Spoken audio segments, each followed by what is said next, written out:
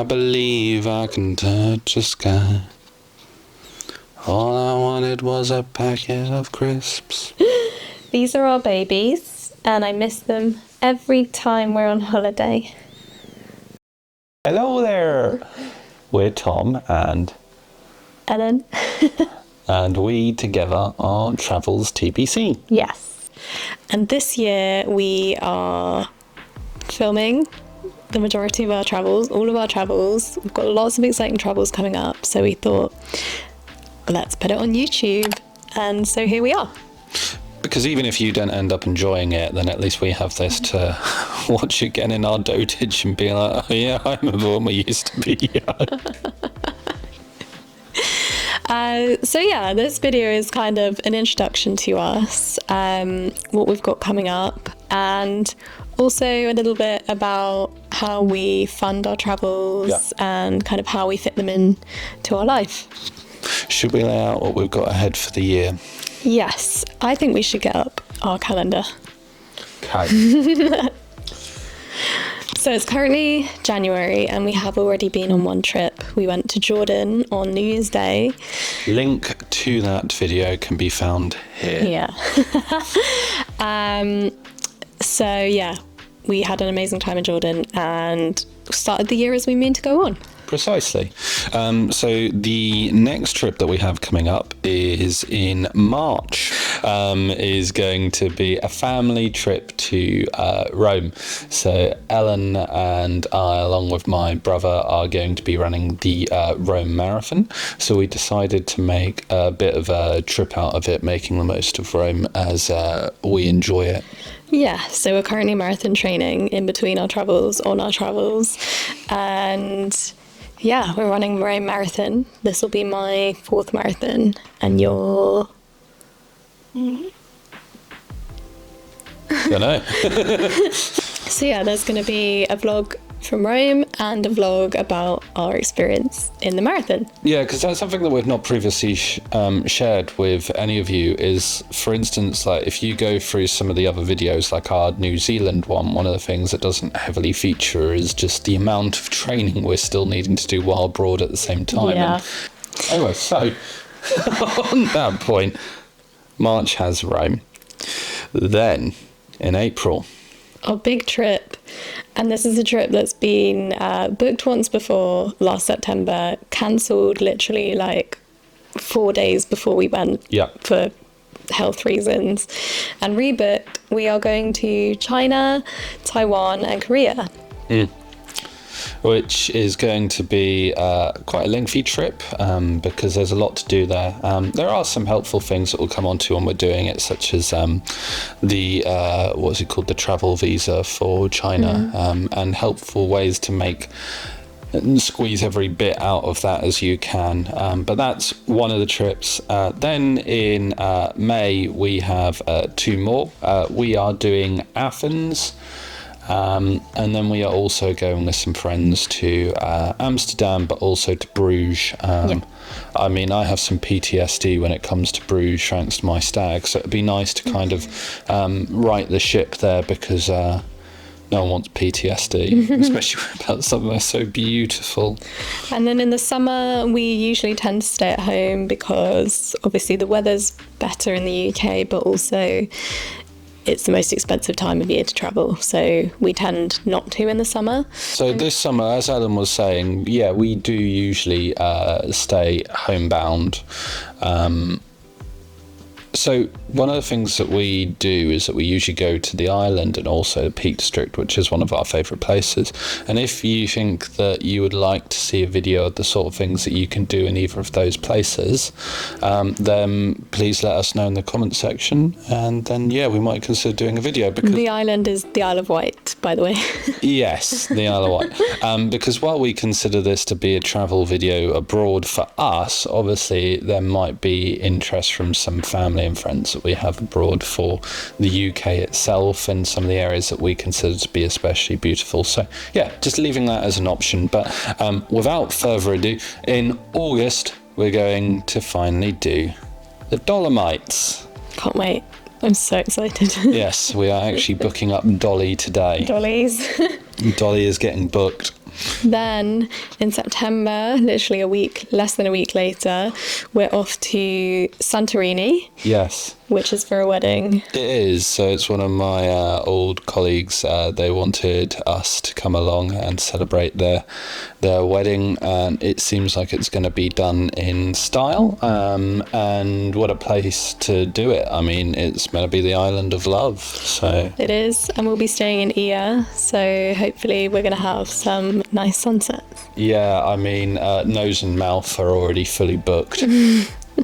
I knew you were going to make a joke out of that. I could not. Okay, then we're into October, and right at the very end of October, we're currently in the process of booking this trip, and we are going to... I mean, broad stroke, we're going to name a continent right now, but South America. So we're definitely flying in to Cusco because we really want to do Machu Picchu. Yeah. I mean, at the moment, it's how we're toying up that one. We know also where we're ending. So we know 3 days committed for Machu Picchu, and then we know right at the end, we've got shy of a week committed for Patagonia.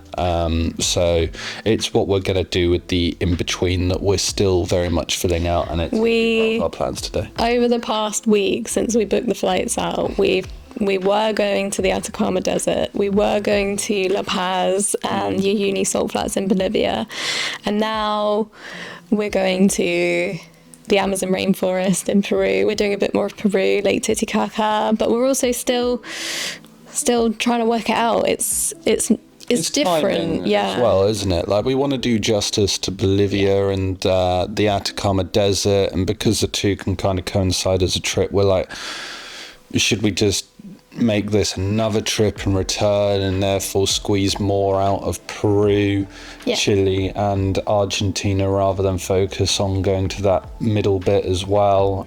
It's been one of the hardest trips to plan, for sure. Yeah. There's just so much in South America that we want to see. We've never been to South America before. Yeah. And it's also not as well connected as other parts of the world that we've been to. You can't easily get a train between cities. You can't fly easily from somewhere in Peru to somewhere in Chile unless you go through the capital city. So it makes it tricky. A number of connections, that you need to do. Like, let's say you're not near Lima, but Lima will go one step away from, let's say, Punta Arenas for Patagonia, and then how you connect all those somehow bits there's like 3 flights, 24 hours travel, and it's and you're like, no, while you're there you don't want to spend just a whole day in airports. It's not gonna feel good. So it's how you make the most of that time. And you know what, that's part of the fun of traveling. Oh yeah. Like, after a while, I'd say that we certainly used to do a lot more. We used to trust companies to book our holiday for us. What was that one that went under? STA Travel. So that was one that we at one point were using, and then we used to work with Virgin on a few parts of trips, although they're limited on the areas that they can do. For instance, you're restricted on anything in Asia. I think they still do Hong Kong and a few other areas, but you very limited. And we've done Trail Finders, and then in the end, after a while, you get the confidence to do it yourself, because you still have your insurance if things go sideways. Which they have many times. We've used our insurance multiple times.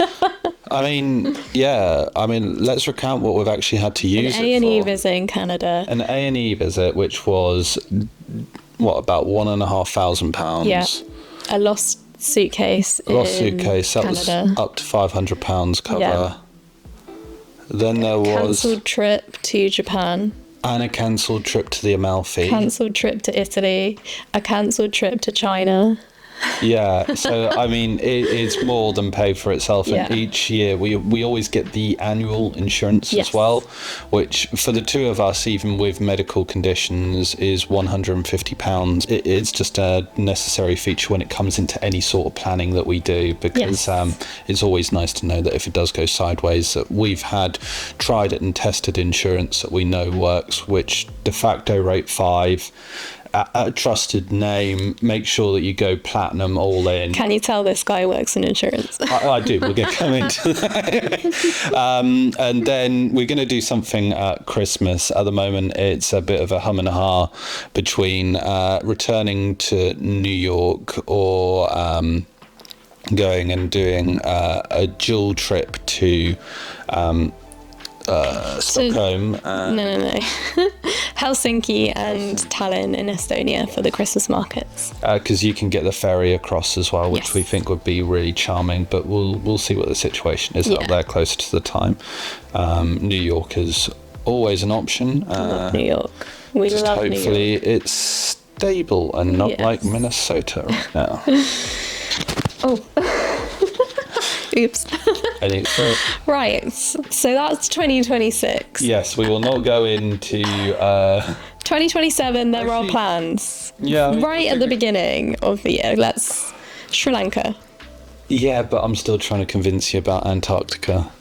So yeah, there are options. We're not sure. Obviously, it's a whole year away, so we'll see. Because I didn't think we were going to South America until a few weeks ago. Yeah. So little tricks that we use also for deciding where we're going to go. We have kind of like a dream list of the sort of places that we want to go, don't we? Yeah. Which is huge. Yeah. Whatever we do, we always buy it on our Avios credit card. We pay it all straight away, don't leave any debt. But the point is, you're always stacking up these points. And we've had now so many free flights. It's like buy your food shopping, pay it all straight away, and then you've got these free points, and you stack that up across the year, including all of your other expenses, including paying for your holidays, and you start just to have free flights. And when you spend a certain amount, I believe BA is now 15,000. If you spend 15,000 throughout the year, you then get a companion voucher. And the companion voucher is basically you go abroad and then your partner can effectively have free flight there and back.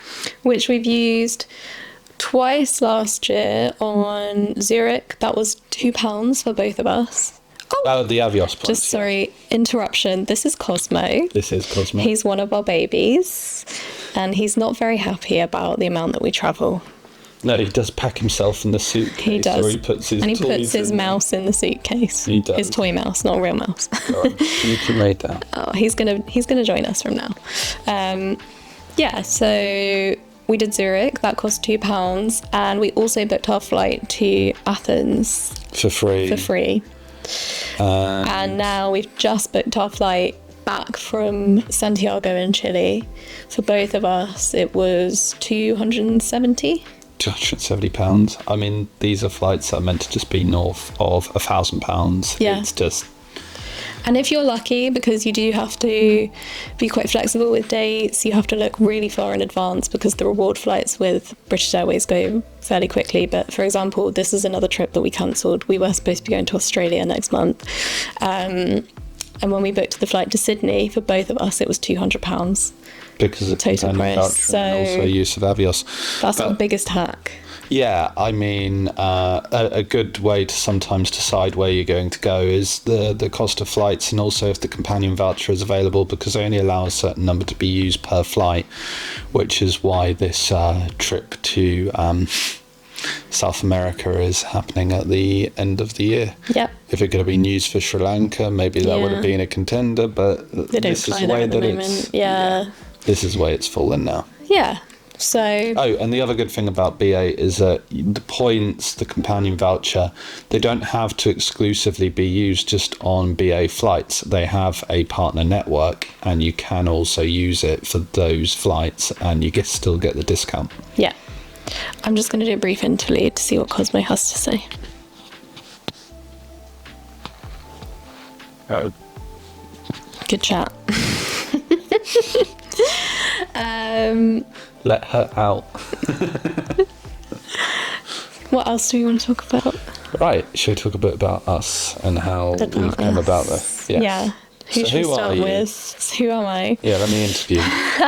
So, What's your full name? Ellen. That's not your full name, that's your first name. Ellen, when did you decide to start travelling? Pretty much as soon as I left home at 18, because I lived on an island, the Isle of Wight, when I was growing up. And so I guess I kind of got my love of travel from living there. Like, I loved leaving the island. But obviously I love going back to the island as well. But yeah, I've just always had this desire to travel. So when I was 18 and I went to uni, I did as much as I could on my student loan. Well, first of all, what do you do for your job, and how do you fit in travel? So I work in corporate affairs and digital communications in London, and I work full time. And in terms of fitting in travel, so the company I work for, you can buy annual leave. So I buy usually the maximum amount, not this year, but we probably should have done. Oh no, the doorbell. How embarrassing. Oh dear. Our doorbell's broken, like everything else in this house. Shall we try that again? Absolutely most of the bank holidays always go away at Easter, usually in May as well. And just try and completely maximise our annual leave, fitting in as much as possible within the year. And at the end of it, I don't know if it's the same for you, but every single year my colleagues will say to me, oh, I bet you've got no leave left for Christmas. And I'm like, well, actually, I do. So, even they're shocked at how much we managed to do. Yeah. So, yeah. But do you find it easy to fit in the travel that you want to do while working a full-time job? Or would you rather just full-time travel? What's made you choose this balance in effect? I would love to full-time travel. I just think it's too late because I'm a crazy cat lady and I hate leaving Cosmo and his brother. But also working full-time, we're just normal everyday people. We have a mortgage. There are things we like in life. So working full-time allows us to pay for our house, but also save up for these travels, and we would never be able to do the travelling that we do without the jobs that we have. So, I guess it's the balance of being able to do both, having a home, but also being able to do these big, exciting trips. Where would you say, at the moment, a place that we have not travelled to or do not have plans to go to this year would be top of your list to go to? It's really tricky. I think it's cliche really, but Australia. I can't believe we've not been to Australia. So I'm desperate to go there, but also more of a unique place that I really, really want to go to now is Bhutan. Yes, and tourist tax. It's worth it. Right. Your turn? Okay. Who are you and what do you do for your job? Who am I? I am Tom. And I am a financial institutions underwriter in London. Nice. You're paying the bills.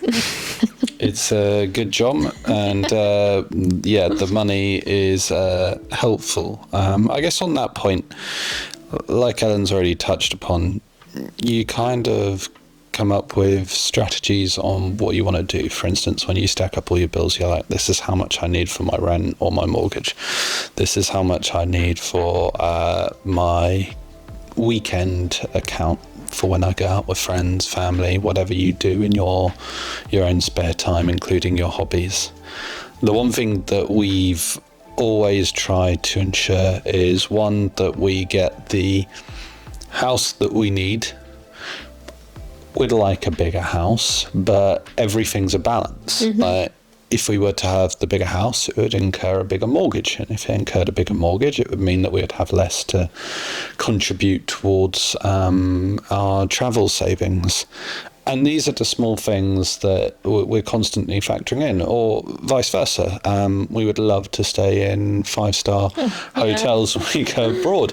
But if we were to do that, then it limits what you can do travel-wise, and then also in your personal life with our hobbies, doing our marathon training, going out with friends and family, which we love to do at the weekend, spoiling this little man rotten and his brother. It's all a balance, and therefore spreadsheets and more spreadsheets, our best friends. They really do. And just to point out, kind of, we make sure that at a bare minimum our travel account receives a top up of at least £1,000 every single month.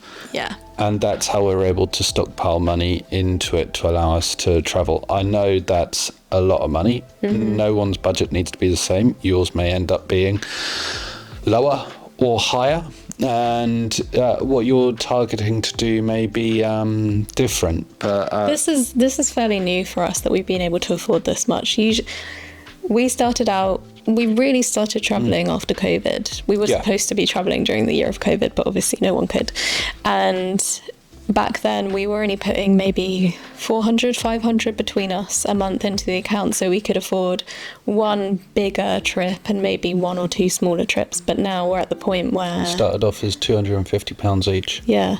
So it was £500 a month. And then at that point, we always had the idea that we do a 1-week holiday and a 2-week holiday, one of them being as big a one as we could do. Yeah. And then the other one just being a shorter Euro stay. And that was squeezing every single penny. Yeah. Whereas now we have that as a minimum, plus we top up because we give each other birthday and Christmas presents, which is just money towards travel. And then our bonuses when they come in, if you get them, never a guarantee, also get added in, which is always a nice extra, because that has meant that actually the last few trips, excluding the long weekends that we've done and will also be added to the channel in the not too distant future, have fortunately been the bigger trips. But that's also the absence of getting certain things that we've needed in the house for a while, which we're like, we can make do. We had a big splurge just after Christmas that we probably needed for 2 years. We needed a new bed. The bed was broken, falling apart. Your desk was falling apart. Our plates in the kitchen literally had massive cracks in them. There was one, I remember at Christmas, the bowl. I didn't want to get rid of it because it was like the first nice bowls we ever bought just after we got married, which Bridgewater once, and there was a crack down it. I put the tomato soup, but I could see that the tomato soup was just about starting to come through the cracks. So I was like, Ellen, help. So yeah, we're very lucky in life, even without the travel, we have a lovely home and we're able to, we are support lucky, ourselves. But the one thing I would also say is that luck isn't enough alone. We work hard. We do. We both work hard. I do agree with luck, but also I'm not going to let that take away from the fact that we work hard for everything that we have, and we work hard to save. It's hard to save money when you're not gifted the money. No. So it's hard to save the money, but the travel means so much to us that we kind of hold each other accountable to it. It's a direct debit at this point into the savings account. It just get rid of it, put it in that account, and then we've never regretted spending any money on travel ever. No. So, yeah. Okay. You also asked me where I want to go most that we're not already going. I also asked you about balancing. So I'm going to ask you this first. Okay, where do I most want to go? Where do you most want to go? There's 2 places. I know exactly what you're going to say. Then it kind of begs the question on why you ask. Antarctica? Antarctica, but I don't want to do one of the large cruise ships. I want to do one of the science expeditions where you go out and you help the scientists in their expedition to study the penguins, to measure the ice, to see what the ecosystem is like under the sea and the migration of birds. I just look, it's an incredibly beautiful area that's still not touched by man that much, and Good. I mean, we know it's not going to always remain that way, and while it remains like that, I would very much like to take the opportunity to see what it is like. And then the other one, seeing as you know, I actually don't know with this one. Tasmania. I really, really want to go to Tasmania. My uncle, he does a lot of travelling, and the place that he has most loved going to was Tasmania, and I really trust his opinion. So I have no doubt that I'm going to love that, because for me, I'll go to a city and I'll enjoy the architecture, the culture, the food, but I would always choose nature over that sort of a trip. And well, apparently it just has that in buckets, so yeah. And the last question for you, how do you balance working full-time with the travel that you want to do? I don't find it problematic at all. Like you, if we need the extra holiday, we can do it. I find that with the amount that we save, we couldn't really afford to do more than that anyway. And at the same time, my career means a lot to me. I really enjoy working and progressing, and I still see myself very much at the start of what I want to achieve. So I'm loving my work and I'm loving our travels. So it means whether I'm at work or time off, it's just a lot of fun. Nice. So yeah, we're giving you a rough idea of, well, we're giving you the full idea of where we will be heading this year.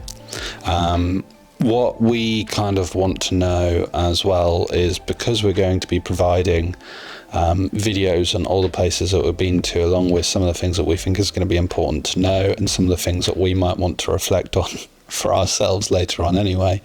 It's just any content that you would in particular like to see. For instance, just as an idea, is like, well, we mentioned that we wouldn't do 5-star hotels typically because of where we are prioritizing our budget. We actually have an exception, which will be when we go to China, for instance, where you can stay in the Fairmont, the Shangri-La, these places for under £100 per night, and it will be absolute luxury. But because the price is very affordable, we're going to do a video on the sort of places that you can actually stay at that sort of budget range. And this isn't just unique to China, it's places like India as well. But is this the sort of thing you would want to know more about, along with the travel visa? Anything in particular that might either be generic or unique to the places we're going? Mm-hmm. If there is anything in particular that you think would be helpful to know, just let us know and we'll try and add it to our content. Leave a comment, yeah. Leave a comment. Don't forget to subscribe and like as well. We know who you are. Yeah, definitely subscribe if you're interested in seeing what we get up to. There's going to be a video every other Sunday, and we're also over on Instagram and TikTok. Both of those accounts are travelstbc. Yep. And just a little info on why we're called travelstbc. Our surname is double-barreled and the initials are BC, and obviously Tom's name TBC are his initials. Oh, you see, I was thinking more Travels to be continued. No, Travels BC. There's a T. Yeah, for travels. Oh, well, there we go. See? It's got multiple reasons. That's like... Are you okay? Yeah. Are you okay? Yeah. I think Tom's had enough. So yeah, that's us. Bonjour. And I guess we will see you in our next video. Yeah. Cosmo might not be there. Oh yeah. Oh, let me just go and get Mars. Here's Mars. This is Moose's Pooses. So we got Mars. And Princess Bobbins. And Princess Cosmo. And they were so out of breath from going up the stairs. Do you want to hear his purr?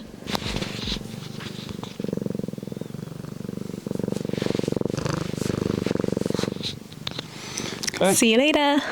Adios, amigos.